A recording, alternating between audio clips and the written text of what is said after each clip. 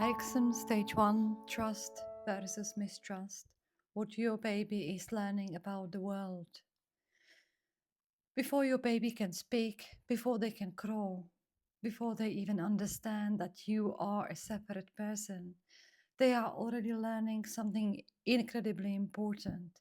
They are learning whether the world feels safe, whether someone comes when they cry, whether hunger is followed by food, whether discomfort is followed by comfort, whether fear is met with presence.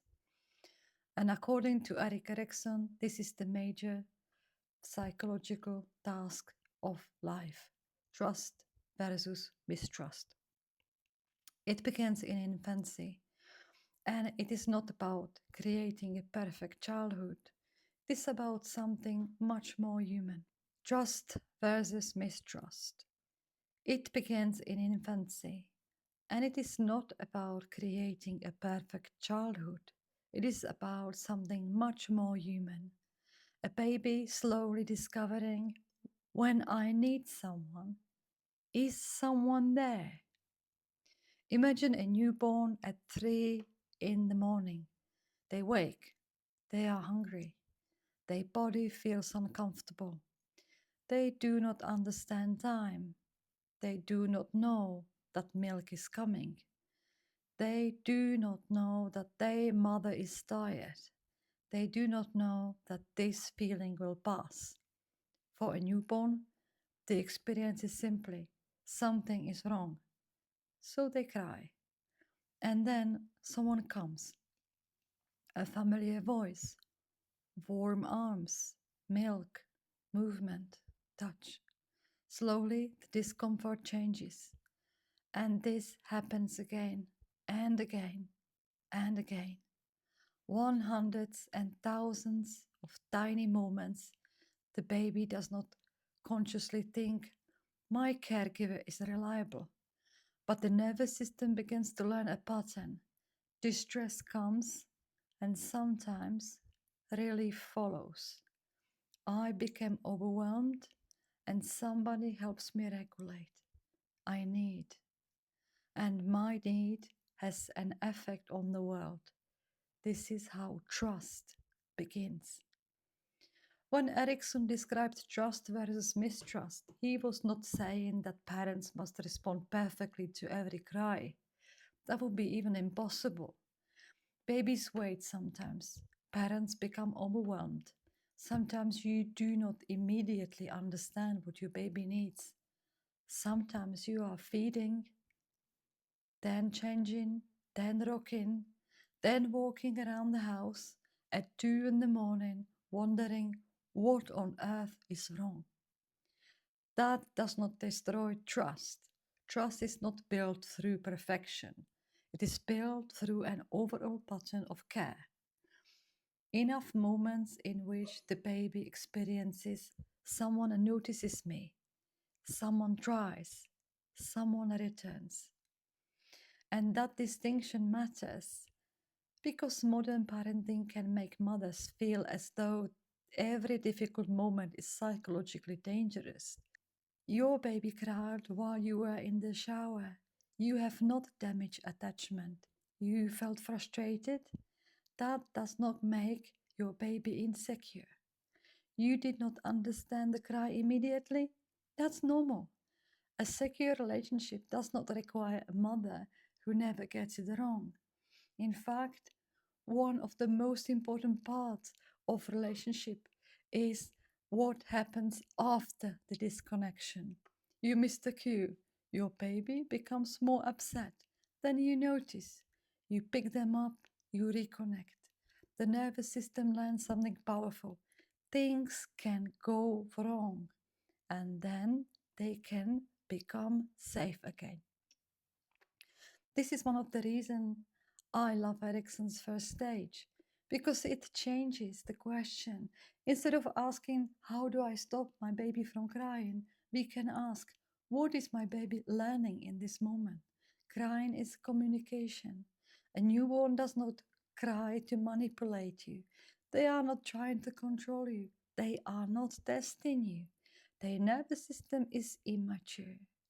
They depend on another human being for regulation. Temperature, food, comfort, protection, movement, touch, safety.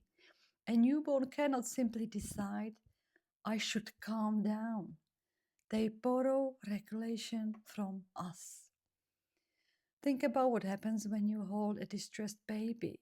You bring them close to your body. They hear your voice. They feel movement. They feel pressure against their skin. They smell you. They may hear your heartbeat. Their crying may not stop immediately. And this is important. Comfort does not always mean stopping the emotion. Sometimes comfort means you do not have to experience the emotion alone. The lesson begins very early, and honestly, it remains important throughout the life. There is a common fear among parents. If I pick my baby up every time, will I spoil them? With a young infant, that question misunderstands what the baby is developmentally capable of. A newborn does not yet have the cognitive ability to design a strategy to manipulate a parent. They have needs, and they communicate through needs with the tools available to them. Crying is one of those tools. Responding does not teach, if I scream, I control everyone. It can teach something much more basic. When I'm distressed, someone helps me. Over time, this sense of safety becomes part of the foundation from which independence develops. And that is the paradox. We sometimes think independence begins by needing us less. But early independence develops partially because the child first learns that support is available. Now imagine the opposite pattern. A baby experiences distress repeatedly, and very often nobody responds. Or care is unpredictable. Sometimes comfort comes, sometimes anger comes, sometimes nobody comes. Again, this does not mean one missed cry creates mistrust. Erikson was talking about the broader development experience. An adaptation is exactly the right word. Babies do not choose this response. Their nervous system learn from the environment they are given.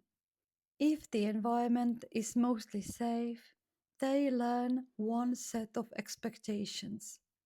If it is consistently unsafe, they may learn another. But I want to be very careful here, because theories like Erikson's can easily become another way to blame mothers, and mothers already carry enough blame. A baby's psychological development is not created by one person responding perfectly 24 hours a day. There are fathers, partners, grandparents, siblings, communities, and there are circumstances: postpartum exhaustion, illness, financial stress, isolation. A baby who cries for hours, no matter a baby who cries for hours no matter what you try. A mother who has slept 40 minutes a day. We cannot talk about responsive caregiving without also talking about who is caring for the caregiver. Because sometimes we ask mothers to regulate baby's nervous system while their own nervous system is completely overwhelmed. That is not sustainable. So, what does a baby actually need during the first stage? Not perfection. They need predictability. They need enough repeated experiences of care. Feed me when I'm hungry, warm me when I'm cold, comfort me when I'm frightened, talk to me, look at me, hold me, come back. And over time, the baby begins to build an expectation. Maybe the world is not always comfortable, but discomfort does not last forever. Maybe I cannot solve everything by myself, but I'm not alone. This is where the idea of trust becomes deeper than simply trusting the parent. The baby is beginning to develop a basic trust in life itself. The world can contain discomfort without being unbearable. Needs can exist and eventually be met. People can leave and return. Distress can rise and fall. The psychological foundation becomes relevant later when the child begins exploring, when they crawl away from you, when they enter nursery, when they sleep somewhere else, when they make friends, when they eventually form intimate relationship of their own. Of course, development is complex. No adult relationship can be examined by whether a mother responded to crying quickly enough in infancy. Human beings continue developing throughout life. Relationships can heal. New experiences matter, but the earliest relationships do give the nervous system its first lesson. There is another part of this stage that I think parents sometimes overlook. Trust also grows through ordinary routines, not only dramatic moments of crying, the same bedtime voice, the familiar way of holding your baby, a feeding routine, the song you sing, the face that appears over the cot in the morning. Repeated experiences become familiar, and familiarity tells the infant nervous system, I know this, I recognize this, this is safe. Babies love repetition for a reason. Their world is enormous and completely new. Predictability helps organize it. And what if your baby cries even when you are holding them? This can feel devastating to a new mother. You pick them up, they still cry. You feed them, still crying. You walk, bounce, shush, nothing works. And sometimes a mother starts thinking, my baby doesn't feel safe with me. I'm doing something wrong. But a crying baby in your arm is not necessarily an uncomfortable baby. Sometimes they are tired, overstimulated, in pain, experiencing digestive discomfort, or simply moving through a level of arousal that takes time to come down.